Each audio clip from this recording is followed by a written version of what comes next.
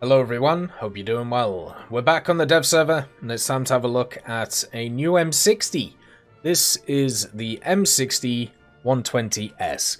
Imagine you married an M60A1 chassis with an M1A1 turret. That's pretty much what you have here.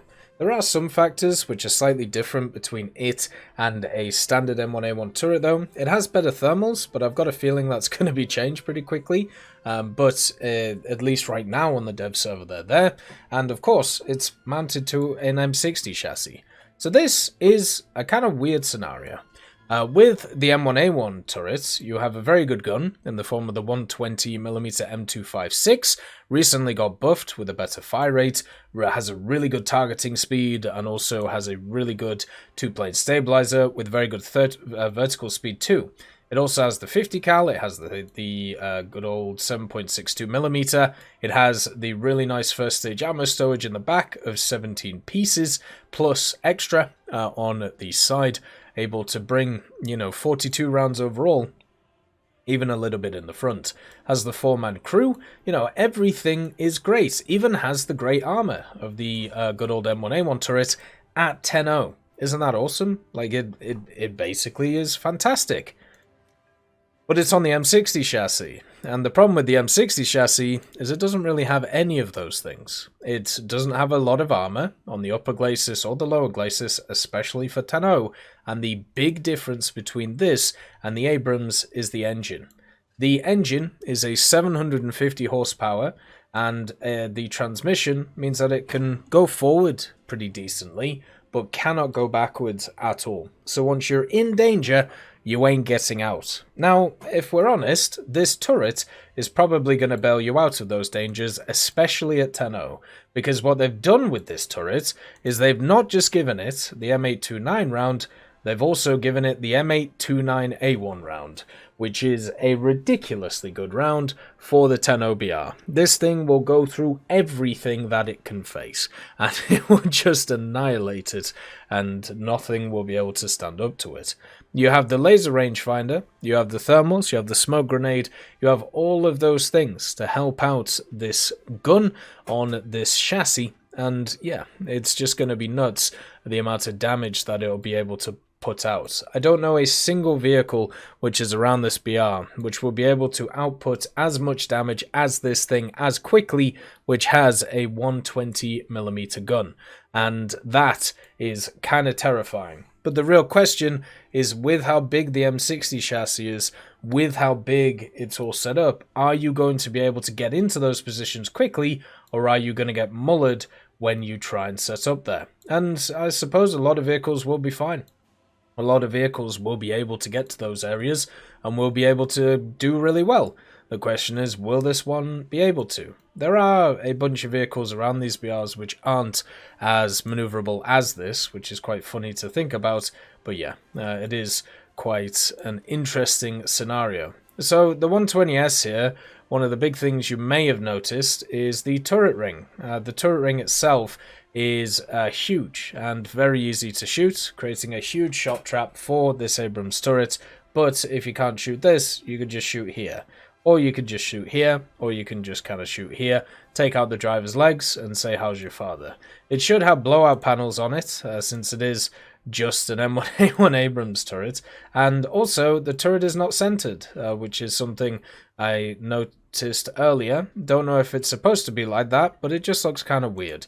Then again, if you actually have a look at the Abrams turret itself, it is kind of off-center anyway, just from how it's all set up. So something to note around the place. But yeah, it has a really good APF SDS, has a good 50 cal of course, good thermals, good reload. There is nothing that's really holding this thing back. And around 10.0 right now, you have a lot of very powerful vehicles to also help it out in the American tech tree and also to face, which is quite a large thing. This vehicle also has all of the modern camouflages that you'll be used to from the American vehicles. And also, one of the things to mention is it's incredibly tall, which is probably why it looks like a weird vehicle that you would find kind of in a toy pack. You know, when you go to like Pound Stretcher or you go to Dollarama or something, and you find a bunch of like armored vehicles that have been put in there, and you know, you buy them to be able to have a bit of fun with. This one reminds me of one of those where the proportions of it are just wrong. It just looks wrong, and everything about it looks very, very odd. So if you have a look at this vehicle, just look at this. Doesn't this look insane? Doesn't it look so silly? And yeah, it just doesn't have that great of engine power. It can actually shoot over its booty, which is something the standard Abrams can't do. But yeah, the mobility of it is really what holds it back. And that is going to be the interesting factor. You can see here it has the really good thermals. Doubt it keeps those. But this is the reverse, and then the forward is not really a lot better. Especially when you think about, you know, the earlier Abrams start out at this BR. Or even stuff such as the Leopard 2A4. So it's going to be interesting with this vehicle. You know, is it going to be one which is okay? And, you know, is it going to get up BR'd because of its turret and how powerful it is? Or is it really going to struggle because of the fact that it has this huge weak spot, which is the whole chassis, and it pretty much maxes out at 30-35 kilometers an hour? Like, you've got to think about the mobility of the standard Abrams, you've got to think about the mobility of stuff like the Leopard 2A4, and that's what this thing is going to face. And there's been a lot of vehicles over the time, stuff like T-72s, T-64s, that kind of get bailed out by their armor, but also at the same time are not good because they have to face these really mobile NATO MBTs. Well, here's an MBT which has the firepower, but not the mobility. So where does it kind of sit in this hierarchy when it comes to high tier? We all know that mobility and firepower definitely are things to have stronger than stuff like general survivability.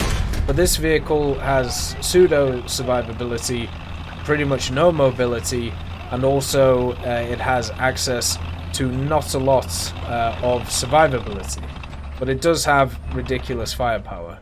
Even from a standstill, trying to move this thing around takes a long time, especially when you compare it to a lot of other vehicles around the place. I'm sure many people enjoy this, especially if it keeps all of the ammo choices that it has, and also keeps the 5-second reload, which these Abrams is kept after, you know, they got beaten up so much by the new vehicles that came in. But yeah, I've got a feeling that this one will be quite fun to actually play, for very odd reasons indeed. One of the things I would also like to see is there an Abrams chassis with an M60 turret on it? I wonder how that would fit in the game, and would it actually be better than this thing, or would it be worse? And that is a true interesting idea. For me, I remember during the Second World War, there was a picture of Panther turrets on top of, I think it was like Panzer IVs, or vice versa, but those were only used for transporting. This vehicle was actually built, and it amazes me the fact that it even exists. As always, I hope you have a wonderful day, and I'll see you next time.